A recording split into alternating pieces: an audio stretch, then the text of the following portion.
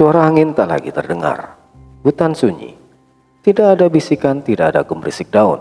Yang tersisa hanyalah udara dingin yang menggantung seperti kabut beku, menyelimuti tubuh Haris yang terduduk lemas di atas tanah kering dan retak. Ia membuka matanya perlahan, pandangannya masih kabur. Napasnya terengah seperti baru terbangun dari mimpi buruk yang terlalu panjang. Namun ini bukan mimpi, sebuah kenyataan yang harus ia hadapi. Langit di atasnya memudar keabuan, tidak ada matahari, tidak ada arah. Ia berada di tengah hutan alam roh yang terasa seperti berhenti bernafas. Sasmita. Suara itu keluar seperti gumaman, ragu, pelan dan kosong. Ia menoleh ke sekeliling. Tidak ada siapapun. Tidak ada lagi cahaya portal. Tidak ada suara tawa lembut yang biasanya menuntunnya. Tidak ada tangan yang menariknya dari jurang bahaya. Yang ada hanyalah kehampaan. Ia memanggil lagi, lebih keras. Sasmita! Tak ada jawaban. Haris bangkit, terhuyung, lututnya gemetar. Ia memegang kepalanya yang berdenyut, tapi bukan karena luka fisik, tapi karena sesuatu yang mulai menyatu dalam kesadarannya. Potongan memori muncul seperti serpihan kaca, cahaya portal, senyuman Sasmita, sentuhan lembut, lalu gelap. Lalu tubuhnya sendiri, tapi bukan dirinya lagi. Aku janji akan menjaganya. Kalimat itu muncul kembali di benaknya. Bukan seperti janji, tapi seperti perpisahan. Haris menatap tangannya sendiri. Ia masih hidup, masih utuh. Tapi sesuatu terasa salah, sangat salah. Kenapa aku masih di sini? Ia mencoba berjalan, langkahnya berat, seperti tanah menolaknya. Dan saat itu seberkas ingatan lain muncul. Sebuah percakapan samar, kata-kata yang dulu tak ia sadari maknanya. Kalau aku memaksamu, aku egois. Tapi kalau aku diam, kamu akan hilang. Aku tidak bisa melintasi gerbang itu, Haris. Tapi kalau kamu bisa. Tapi kenapa ia yang terlempar, bukan Sasmita? Haris terduduk kembali, dadanya naik turun cepat, bukan karena lelah, tapi perasaan marah dan kecewa karena dikhianati. Tangannya mengapal. Jadi, ini semua cuma rencana. Suara itu tak lagi menggema, tapi terasa berat di udara. Ia menatap lurus ke depan, ke arah hutan yang tak menunjukkan reaksi apapun. Selama ini, aku cuma jadi alat. Cuma jembatan buat kamu kabur. Air matanya mulai mengalir. Ia bahkan tak menyadarinya. Rasanya bukan seperti menangis, tapi seperti racun yang akhirnya menemukan jalan keluar dari tubuhnya. Ia tertawa pendek dan pahit. Kenapa? Kenapa aku bisa ya percaya sama kamu? Tangan kanannya menggenggam tanah, dingin, lembab.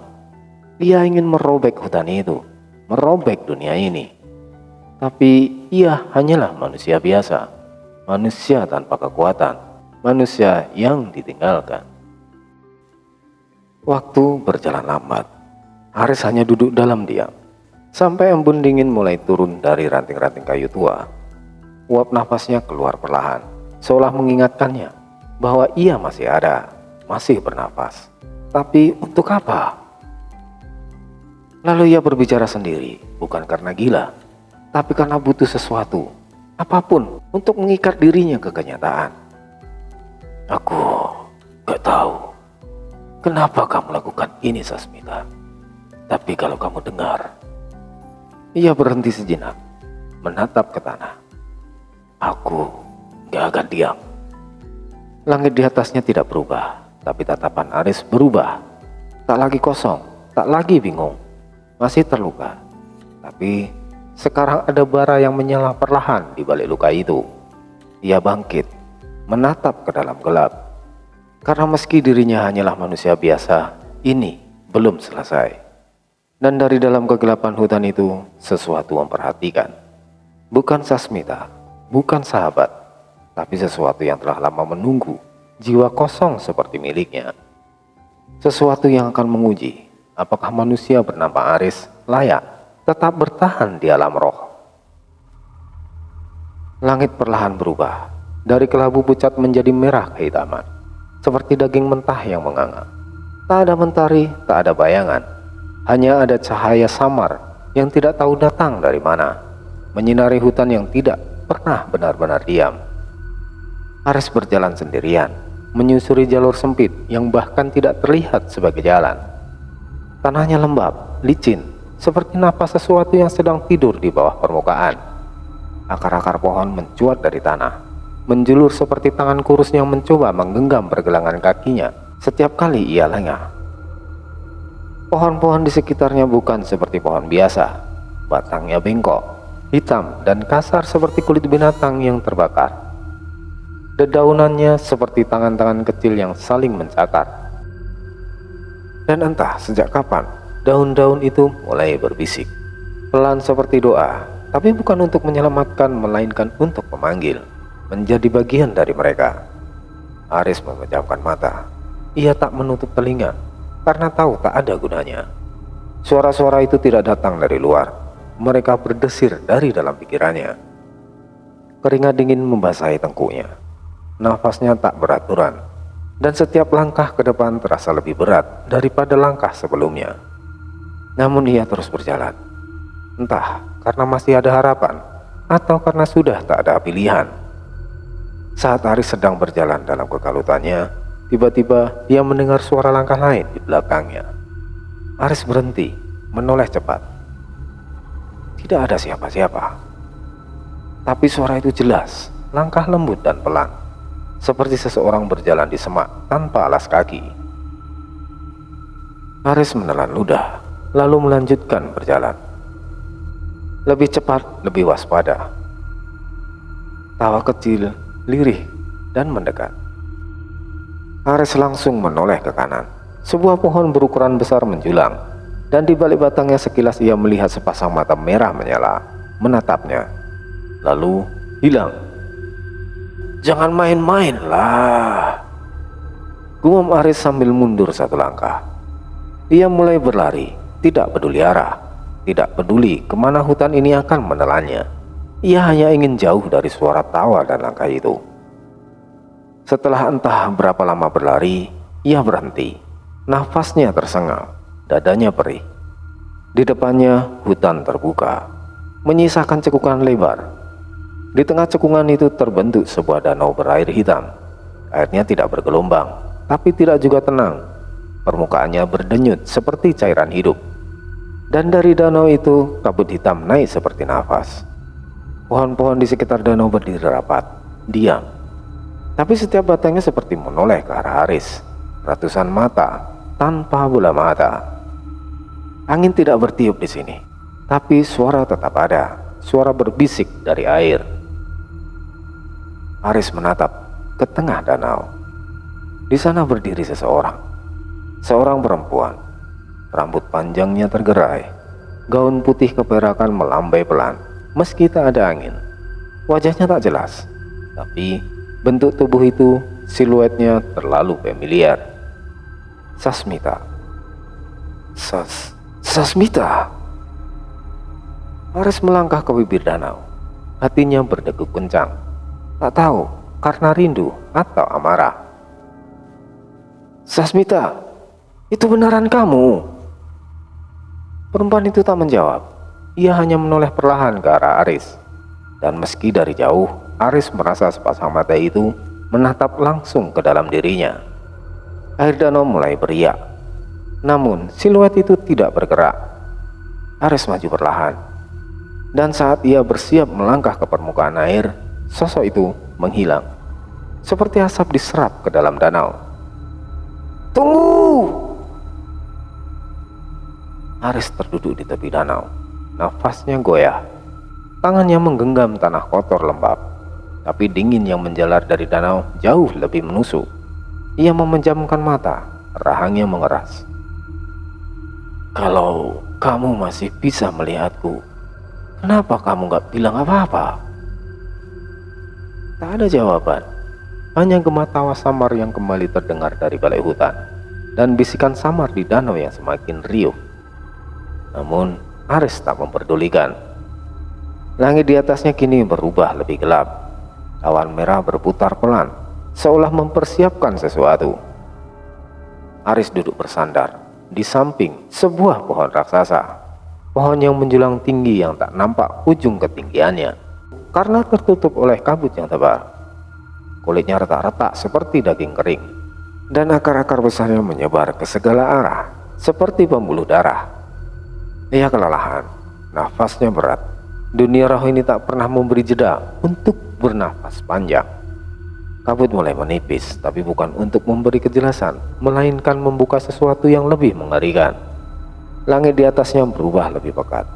Merah darah yang tadi samar kini menjadi gelap keunguan, seperti luka terbuka yang membusuk. Di antara kabut terdengar suara seperti seruan pasukan, jauh lalu semakin dekat. Suara seperti dentuman logam beradu logam menggema dari balik pepohonan. Ares berdiri kaget. Ia menatap ke sekeliling dengan jantung berdebar cepat. Rasa dingin menyebar ke ujung jarinya. Lalu, tepat di tengah-tengah pohon besar, perlahan seperti membentuk sebuah gerbang. Pintu gerbang pohon itu terbuka. Dari sanalah mereka muncul. Prajurit-prajurit tinggi dan kurus dengan zirah besi yang telah berkarat. Sebagian dari mereka hanya mengenakan pelindung dada dan penutup bahu yang pecah. Wajah mereka rusak, bukan karena topeng, tapi seperti bekas luka perang yang tak pernah sembuh. Beberapa tanpa rahang, yang lain tanpa mata. Hanya cahaya merah menyala dari rongga gelap. Di tangan mereka tergenggam senjata aneh, tombak berujung bengkok, pedang berasap, dan rantai yang bergerak sendiri. Aris terpaku. Suara langkah mereka berat tapi lambat. Tapi yang membuat Aris merinding adalah kenyataan bahwa mereka tidak menyentuh tanah. Mereka melayang beberapa inci dari permukaan, tapi langkahnya tetap menjejak, seolah menghantam tanah gaib yang hanya mereka injak. Salah satu dari mereka yang mengangkat tangan, jari-jarinya panjang dan kuku seperti paku yang karatan. Aris tidak menunggu lama. Ia berbalik dan berlari sekuat tenaga. "Jangan di sini, jangan di sini. Aku harus segera lari," gumamnya sendiri setengah berdoa. Tapi tanah tidak membantunya. Tanah justru mulai berubah. Permukaannya menggeliat, lunak seperti lumpur. Apa ini? Pasir hisap. Aris tersadar. Langkah kakinya melambat. Lalu kaki kanannya tenggelam sampai betis. "Gila, jangan sekarang!" teriaknya. Ia meronta, menarik tubuhnya sekuat tenaga. Tapi setiap kali ia menarik kaki, tanah seperti menariknya kembali. Dan dari belakang langkah-langkah itu masih terdengar, dekat dan teratur. Tawa kecil samar mulai muncul, tertahan tapi jelas mengejek. Satu langkah lagi, Aris terjatuh. Tangannya menghantam lumpur basah.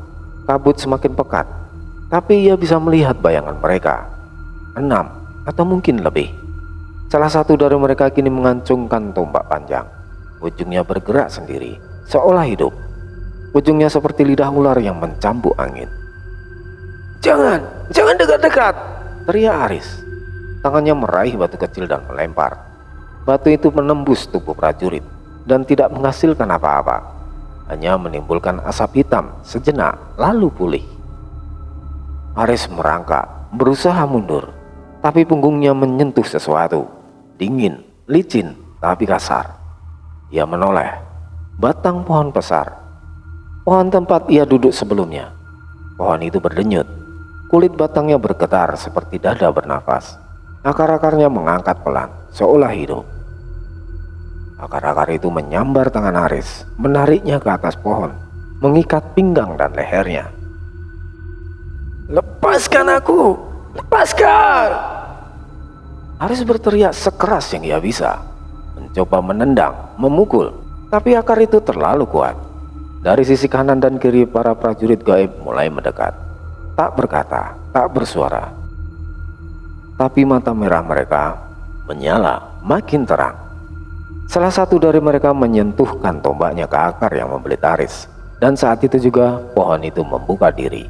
Batangnya merakah seperti mulut kayu raksasa menganga perlahan. Aris menjerit, "Apa ini?" Gerbang menuju istana kami. Tempatmu akan ditentukan. Ucap prajurit Zirah besi berkarat itu. "Tidak, tidak, aku tidak mau." Tapi akar itu menelan tubuhnya bulat-bulat. Dalam hitungan detik, Aris lenyap. Kabut kembali diam. Prajurit-prajurit itu kembali masuk ke pintu gerbang tengah pohon. Lalu gerbang menutup. Perlahan pohon kembali utuh. Tapi cahaya merah samar kini muncul di sela-sela kulit kayunya. Dan di dalam, Aris dibawa menuju tempat di mana cahaya tidak pernah menyentuh. Langkah kaki Aris terhenti, bukan karena ia lelah, tapi karena ia diculik oleh prajurit sebuah kerajaan kegelapan. Di balik kabut abadi yang menyelimuti tepi sungai hitam, tersembunyi sebuah kerajaan yang tak pernah disebut dalam sejarah resmi dunia gaib. Sebuah wilayah kelam yang bahkan para penjaga batas dunia enggan menyebut namanya. Kerajaan Astraloka.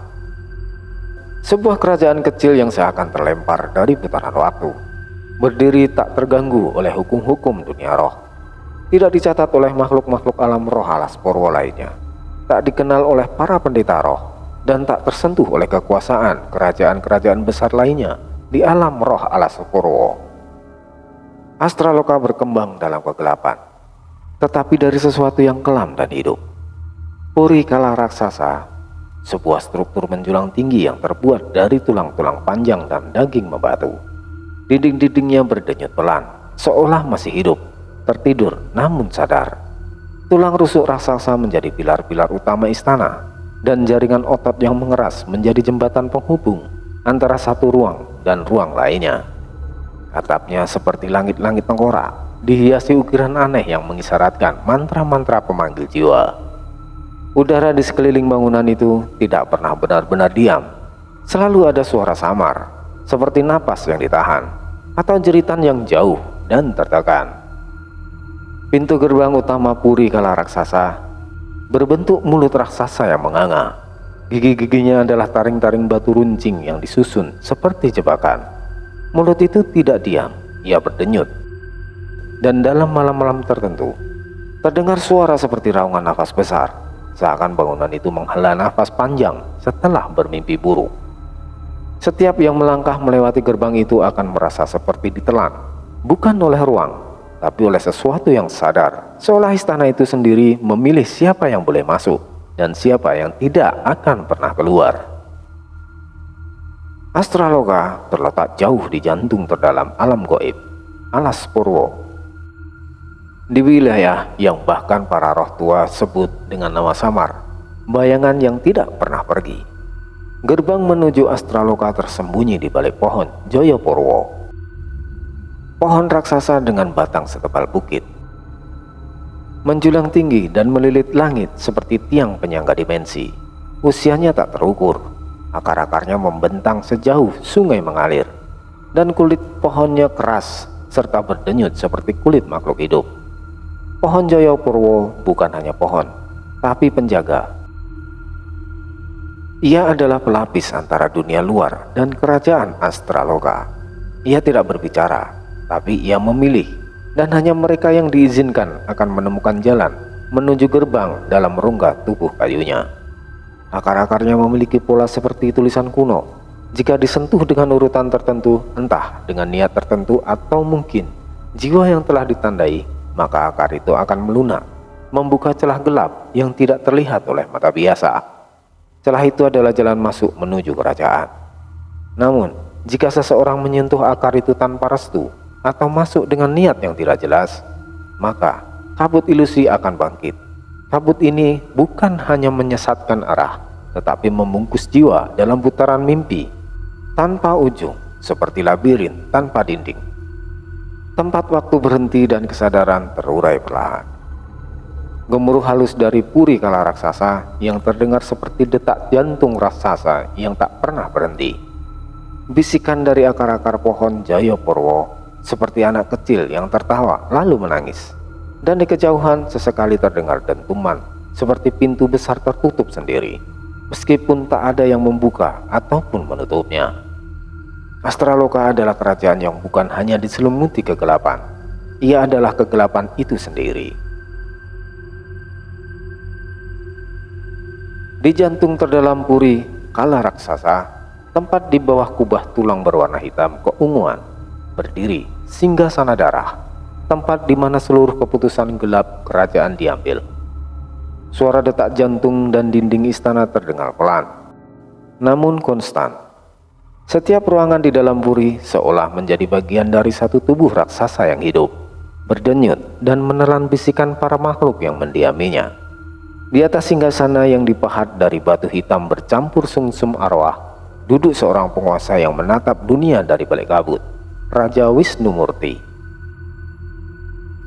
Tubuhnya tinggi dan kokoh, dibalut jubah panjang yang tampak seperti terbuat dari kabut hitam yang terus mengalir. Melayang-layang di sekelilingnya seakan hidup sendiri. Tak ada yang tahu wajah aslinya, karena kabut itu menutupinya rapat. Kecuali sepasang mata merah menyala, yang menembus setiap makhluk yang berdiri di hadapannya, menembus hingga ke dalam jiwa. Wisnumurti bukan sekedar raja, ia adalah penguasa lama yang pernah dikutuk oleh Dewa Cahaya karena menciptakan ilmu pemecah jiwa. Kajian hitam yang dapat memecah kesadaran manusia menjadi energi murni dan menyerapnya sebagai kekuatan roh. Meski jumlah rakyatnya tidak banyak, kekuasaan Astraloka berdiri tak tergoyahkan karena satu hal, mereka tidak butuh pasukan, hanya butuh jiwa-jiwa. Di sisi kiri singgasana berdiri setia sosok tua namun berwajah muda. Ia tidak berbicara kecuali diminta. Tapi suaranya bila berbunyi menggema hingga ke tulang. Namanya Resi Suryo Darmo, penasihat utama kerajaan, ilmuwan kelam dan dalang di balik sistem pemerintahan Astraloka yang selama ratusan tahun mengandalkan penyiksaan arwah manusia untuk memperkuat inti kekuasaan mereka. Wajahnya tampak bersih, kulitnya halus seperti laki-laki berusia 30 tahunan. Tapi sorot matanya tak bisa menipu siapapun. Di lehernya tergantung kalung dari tulang manusia, bukan sembarang tulang, tapi tulang langka, bagian tubuh manusia yang hanya bisa diambil dari korban yang disenyapkan dalam ketakutan mutlak. Resi Suryo Darmo percaya bahwa jiwa murni manusia adalah bahan bakar terbaik bagi makhluk gaib yang ingin mengembangkan kekuatan sejati. Energi paling stabil, paling tajam, dan paling mengerikan bila digunakan dengan ajian yang tepat. Dan kali ini objek penelitiannya bukan sembarang jiwa, yaitu manusia bernama Aris. Jiwa Aris bukan hanya murni, tapi juga tidak ternoda oleh keserakahan, belum dibengkokkan oleh nafsu duniawi, sebuah keberadaan langka yang sangat jarang ditemukan di antara manusia dewasa. Dan itu menjadikannya berharga, sangat berharga. Suryo Darmo sudah memperkirakan hal ini jauh sebelum Aris terperangkap. Ia melihat riak dalam arus roh saat Aris menjejak dunia ini. Ia tahu bahwa sesuatu dari luar keseimbangan telah masuk. Dan seperti seekor laba-laba, sabar ia menunggu mangsanya tersangkut ke dalam jaringnya. Setelah Aris tertangkap dan dikirim ke penjara bawah tanah, Suryo Darmo menghadap Raja Wisnumurti dengan rencana utamanya. Kita tidak perlu membunuh manusia ini, Raja. Tidak sekaligus. Kita larutkan jiwanya perlahan. Kita pecah kesadarannya. Lalu kita beri jiwa itu pada sang putri. Putri yang ia maksud adalah satu-satunya anak Wisnumurti, Sari Devi. Sari adalah anomali, diberkati kecantikan yang memikat, namun memiliki hati sekeras baja. Wajahnya bagai bunga teratai di permukaan danau yang gelap, memikat, tenang, tapi akarnya tertanam di lumpur yang dalam dan dingin. Sejak kecil ia dilatih untuk menguasai ajian serap jiwa, ilmu hitam kuno yang membuatnya mampu mengambil energi hidup dari siapapun yang disentuhnya. Namun, kekuatan itu belum sempurna. Ia membutuhkan satu hal untuk menyempurnakan tubuhnya. Satu jiwa manusia yang benar-benar utuh. Itulah alasan dibalik semua ini. Bila Sari menyerap jiwa Aris, tubuhnya akan berevolusi. Ia tidak akan menjadi sekedar makhluk gaib biasa, melainkan penguasa dimensi baru. Makhluk gaib yang bisa melintasi batas dunia roh dan dunia manusia, dan bahkan melawan sistem roh itu sendiri. Wisnu Murti tahu dan dia diam. Suryo Darmo tahu dan ia mendukung. Sari Devi telah melihat Aris saat ia di pintu gerbang. Dan dalam sekejap yang terlalu singkat untuk dimengerti, ia melihat sesuatu dalam diri manusia itu. Bukan kelemahan, bukan ketakutan, tapi sesuatu yang lain yang seakan-akan Aris sendiri yang akan menelannya. Dan untuk pertama kalinya dalam hidupnya, Sari Devi ragu. Langkah kaki prajurit gaib bergema di koridor sempit. Derap langkah mereka teratur, keras tetapi tak berjiwa. Suara besi beradu dengan lantai tulang yang membentuk jalanan panjang di dalam istana, seperti hentakan waktu yang membatu. Aris berjalan di tengah barisan itu. Tangannya terikat oleh jaring akar berwarna hitam yang terus mengencang setiap kali ia mencoba memberontak. Wajahnya pucat, nafasnya memburu, bukan karena lelah tapi karena takut. Di sekelilingnya, dinding lorong itu tidak biasa, bukan dari batu, bukan pula dari logam. Dinding itu adalah lukisan hidup, bukan lukisan biasa, tapi wajah. Ratusan, mungkin ribuan wajah terpahat atau tumbuh dari dinding, menjerit, memelotot Aris dengan mata kosong, berlinangan darah. Sebagian bibirnya bergerak, membuka, membisik, minta tolong dan jangan sampai tersiksa seperti mereka. Beberapa wajah terdistorsi, seperti ditarik dari dalam tembok, memanjang, meringis dalam penderitaan abadi. Lukisan-lukisan itu berteriak, bukan dengan suara keras, tapi dengan jeritan batin yang hanya bisa didengar oleh mereka yang kehilangan arah. Dan Aris saat ini hanyalah manusia biasa yang terjebak di jantung kegelapan. Ia menoleh ke kiri dan ke kanan, nafasnya memburu. Apa semua ini? Apa semua ini manusia? Bisiknya pelan kepada prajurit di depannya. Prajurit gaib di depan tidak menjawab. Tidak satupun dari mereka menunjukkan tanda memiliki telinga ataupun hati. Aris memberanikan diri berbicara lebih keras. Hei, apa kesalahanku? Kenapa kalian menangkapku? Langkah prajurit tidak berhenti. Ia menoleh ke yang di sampingnya. Jawab aku. Aku cuma tersesat. Aku bahkan gak tahu tempat apa ini. Masih tak ada jawaban. Tapi salah satu dari wajah di dinding yang dulunya wanita tua membisikkan diri. Mereka tak menjawab. Mereka hanya mengambil. Aris gemetar. Lorong itu seperti tak berujung. Tapi akhirnya mereka tiba di sebuah pintu tinggi yang bukan terbuat dari kayu, besi, ataupun batu, tapi seperti jaringan kulit kering yang disulam dan direkatkan menjadi lapisan keras. Dua prajurit berdiri di sisi kanan dan kiri. Salah satu dari mereka mengetuk pintu itu dengan ujung tombaknya. Kulit pintu itu bergetar. Lalu perlahan pintu itu membelah diri, membuka seperti luka yang menganga, dan memperlihatkan tangga spiral menurun ke bawah tanah. Dari celah itu hembusan angin dingin menyapu wajah Aris. Bukan angin biasa. Angin ini membawa bau darah dan dupa, dan sesuatu yang tak bisa dijelaskan, seperti bau dari dalam mimpi buruk yang sudah lama terlupakan. Suhu turun drastis. Nafas Aris mulai beruap. Tangga itu terbuat dari batu yang licin dan retak. Setiap langkah turun seperti melangkah ke perut bumi. Dan sepanjang dinding tangga simbol-simbol aneh terukir, membentuk pola melingkar yang bergerak pelan. Saat dilihat lama seolah punya denyut, seperti jantung yang berdetak di balik kulit batu. Beberapa menit kemudian mereka tiba di dasar. Sebuah lorong gelap terbentang di depan mereka.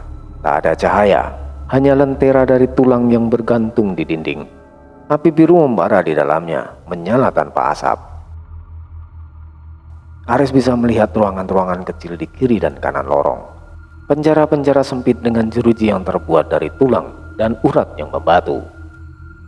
Dan di balik jeruji, sosok-sosok diam. Beberapa berdiri membelakangi, beberapa duduk seperti mayat hidup, tapi semuanya masih bernapas. Dan di tengah lorong berdiri sebuah gerbang bundar. Gerbang itu mengarah ke ruang utama bawah tanah. Di atas gerbang itu tertulis dalam aksara kuno yang bahkan Aris tak bisa membaca. Tapi entah kenapa, ia bisa merasakannya. Dan untuk pertama kalinya, Aris merasa tubuhnya mulai dingin dari dalam, seolah jiwanya sedang dipanggil keluar. Disinilah segalanya dimulai. Bukan sekedar penjara, tapi altar, tempat di mana jiwa-jiwa manusia diurai dan diproses menjadi energi murni.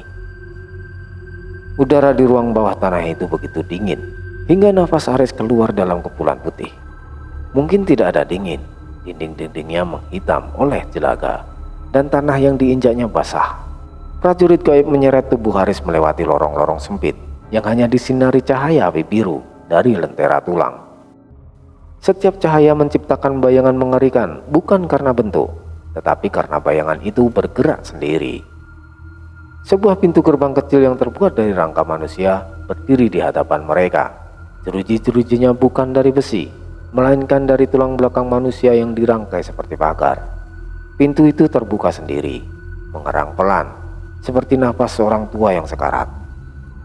Di dalamnya Aris mendengar suara, bukan suara manusia, bukan pula hewan, tapi suara jiwa.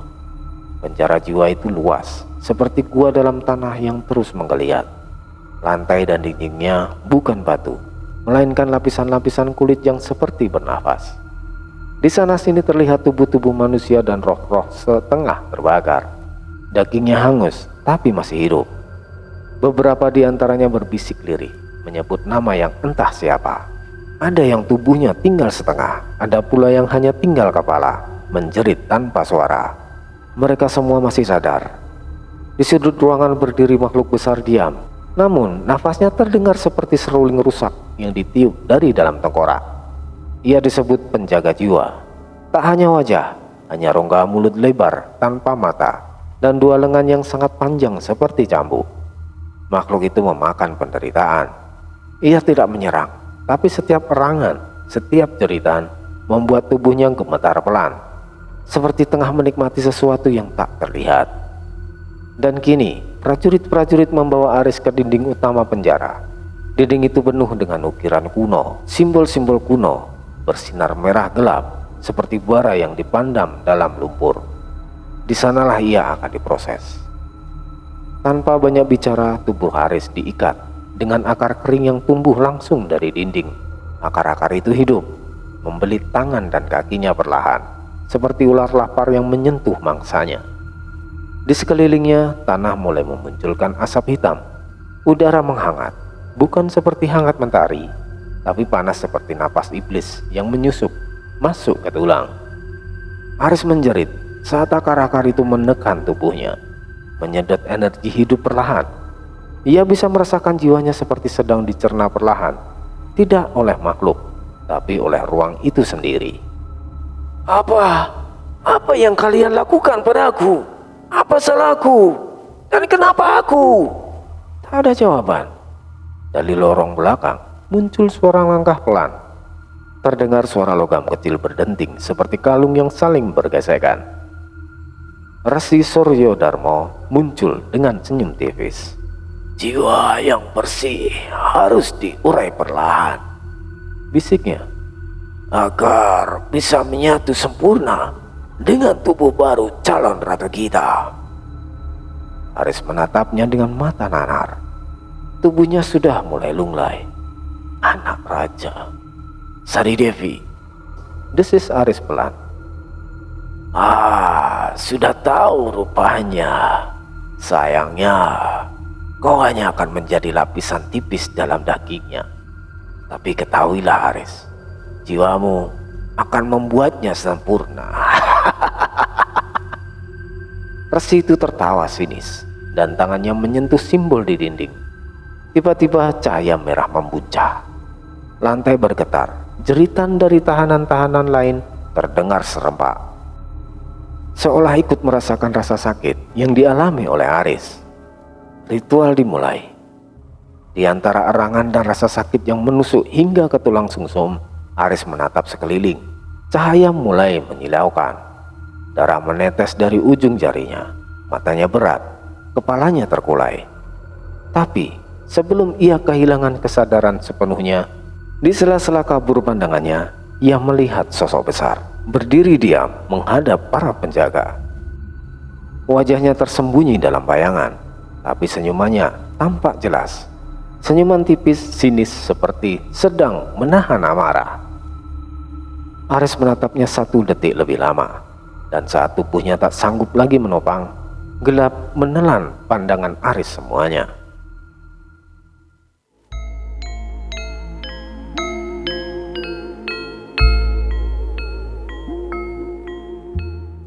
Beberapa jam kemudian, kesunyian. Gelap tak lagi pekat, namun kabur, seperti bangun dari mimpi buruk yang terlalu lama. Nafas pertama Aris terasa berat. Tubuhnya seperti diangkat dari dasar air. Seluruh tulangnya kaku, dan kepalanya berdenyut. Ia membuka matanya perlahan. Cahaya merah keemasan menyambutnya.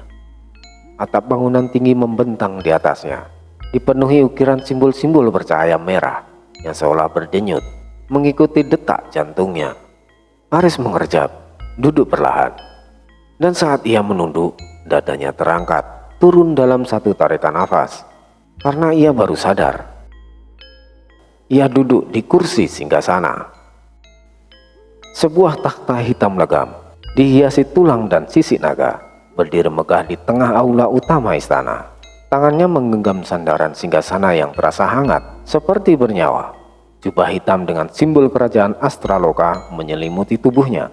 Di sekeliling singgasana, lentera api biru berkobar, seperti api penjaga. Tapi yang membuatnya tercekat adalah pemandangan di bawah tahta itu. Mereka semua berlutut. Raja Wisnumurti yang sebelumnya tampak menakutkan dan mutlak, kini membungkuk rendah dengan kepala menyentuh lantai. Di sampingnya, Resi Suryodarmo berdiri dengan tangan bersilang ke bawah, seperti seorang pelayan yang menanti perintah. Putri mereka, Sari Devi, duduk di bawah tangga singgasana, menunduk, rambutnya menyentuh lantai batu. Ekspresi wajahnya penuh takzim, bukan pada ayahnya, tetapi pada Aris. Di sekitar ruangan, puluhan prajurit gaib berbaris rapi. Mata mereka kini tertunduk. Tak satu pun berbicara, tak satu pun bergerak. Aris menatap mereka semua, napasnya tercekat. Apa yang terjadi?